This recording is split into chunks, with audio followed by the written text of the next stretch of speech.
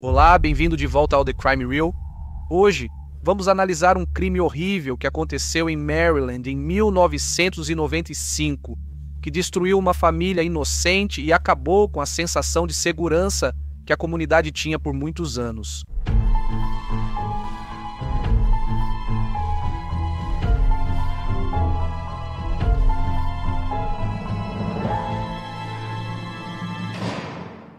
O caso de hoje gira em torno da família Goff.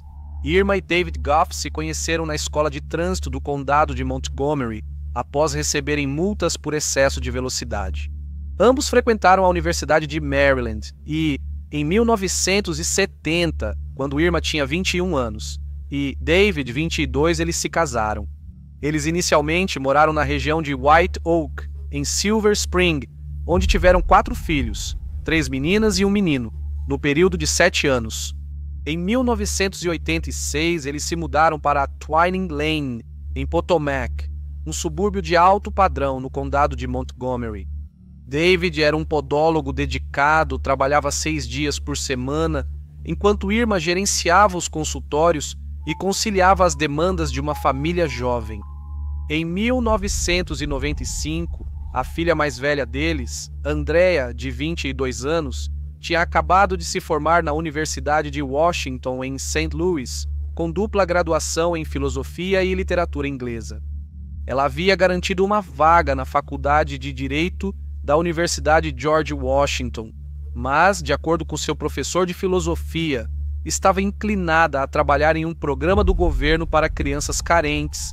Já Sherry, de 19 anos, frequentava a Universidade de Maryland, onde estudava nutrição, e também trabalhava na Nordstrom do Montgomery Mall.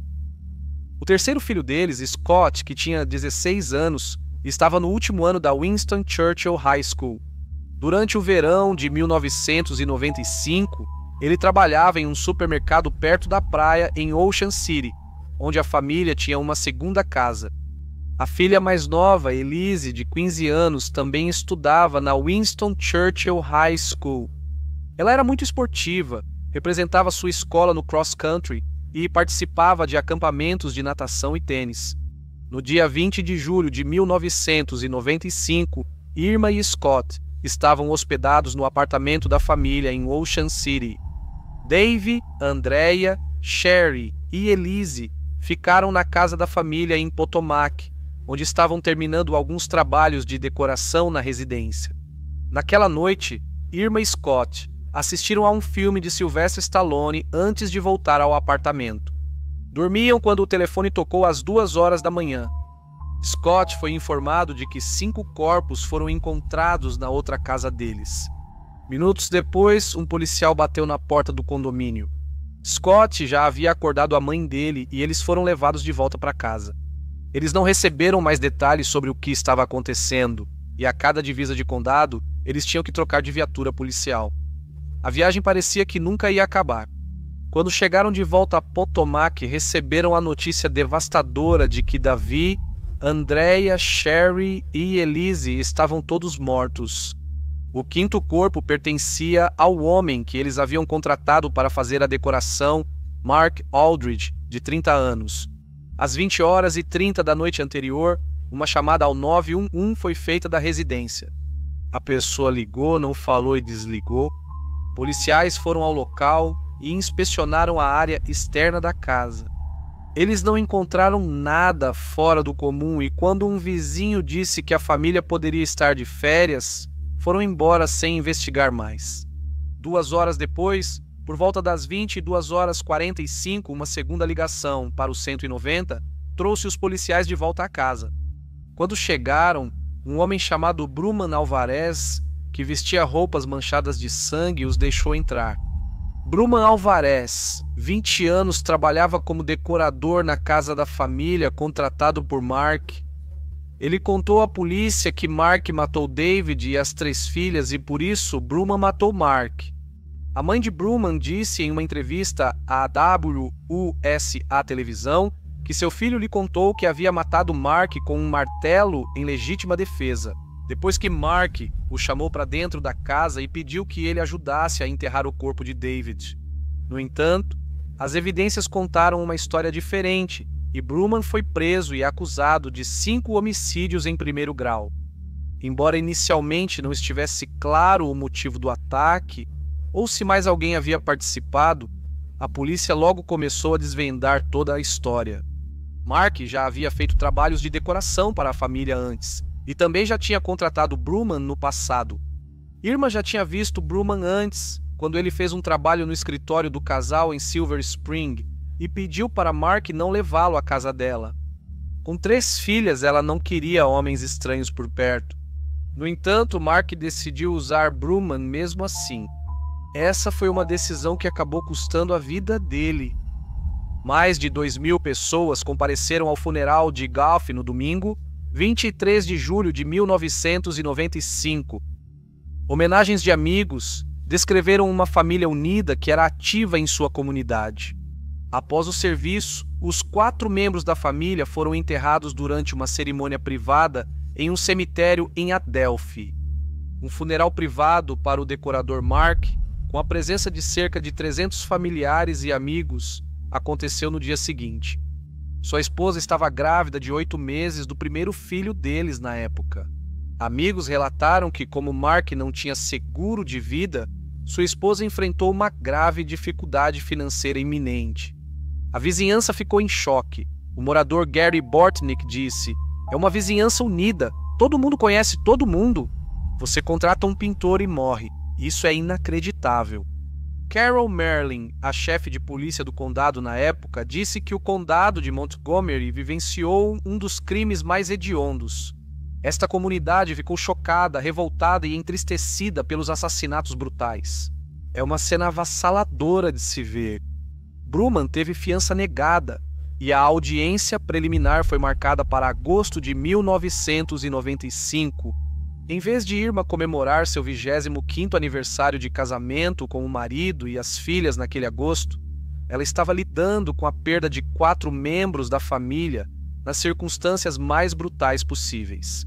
Na audiência não foi detalhado como, por que ou com qual arma a família foi morta. No entanto, logo surgiram notícias de que a autópsia da filha mais nova, Elise, de 15 anos, mostrou que ela havia sido agredida sexualmente e foi encontrada morta a facadas. Em um armário no andar de cima, David foi espancado até a morte com um martelo no banheiro, e Mark foi morto a facadas em um quarto no porão. Andrea e Sherry também foram mortas a facadas. Documentos do tribunal revelaram que Brumman contou à polícia que Mark matou a família, mas confessou ter matado Mark. Ele disse que matou Mark por volta das 16 horas daquela tarde e depois moveu o corpo dele da cozinha do primeiro andar para o porão. Brumman também disse que limpou a casa e adulterou provas na cena do crime durante as 7 horas que passou na casa com os 5 corpos. Ele admitiu roubar $40. Na verdade, Elise esteve na casa o dia todo e quando Mark saiu por volta do meio-dia, Brumman abusou sexualmente e matou Elise. Mark voltou para casa por volta da 1 da tarde. Depois, David chegou às 2h30, Sherry às 5h30 e Andrea por volta das 5h45. À medida que cada pessoa entrava na casa, Brumman as atacava e matava. Em setembro, acusações adicionais de agressão sexual, sequestro e roubo à mão armada foram feitas contra Brumman. No mês seguinte, o juiz registrou uma declaração de inocência em nome de Brumman, levando à especulação de que sua equipe de defesa iria montar uma defesa por insanidade.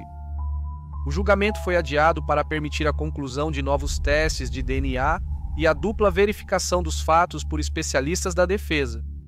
Em junho de 1996, parecia que o caso teria uma resolução rápida.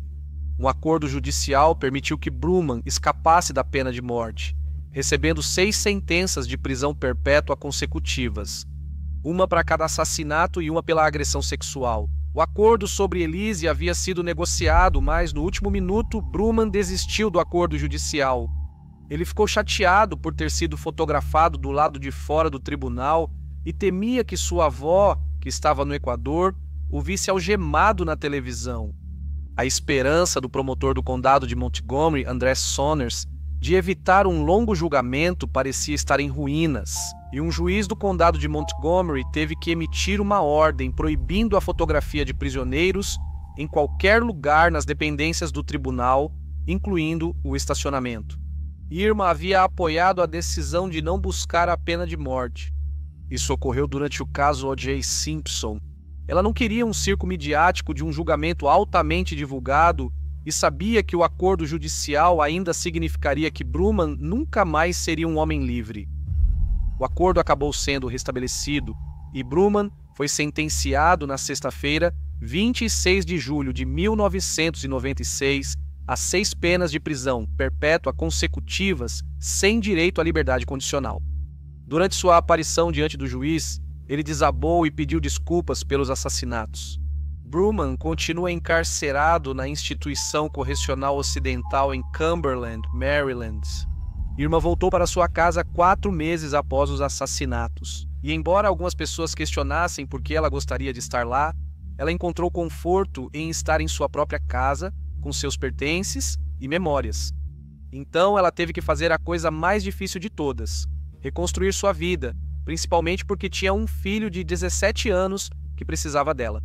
Scott diria mais tarde que a terapia da mãe dele era cuidar dele, sustentar ele, mandá-lo para a faculdade, organizar sua festa de 18 anos, alimentá-lo. Eu segui com a minha vida, e era isso que ela queria. Então, tudo o que ela fez certo. Atenção, acompanhar os assassinatos deixou Irma desconfortável e ela recusou pedidos de entrevista da mídia e sugestões de que deveria escrever um livro. Ela só falou publicamente sobre o crime 2 vezes. Em uma entrevista para a televisão com Andy Rieger da National Broadcasting Company Force, em fevereiro de 2012, e em uma entrevista publicada em 2005. Ela morou em Twining Lane por 6 anos e se casou novamente lá 5 anos após os assassinatos. Apesar dos acontecimentos devastadores daquela noite, Irma e Scott mostraram força incomparável ao reconstruir suas vidas. Scott agora é casado, tem filhos e continua muito próximo de sua mãe.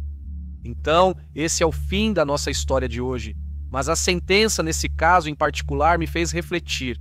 Para evitar a pena de morte, Brumman concordou com um acordo que o condenou a 6 sentenças de prisão perpétua consecutivas, sem possibilidade de jamais ser libertado.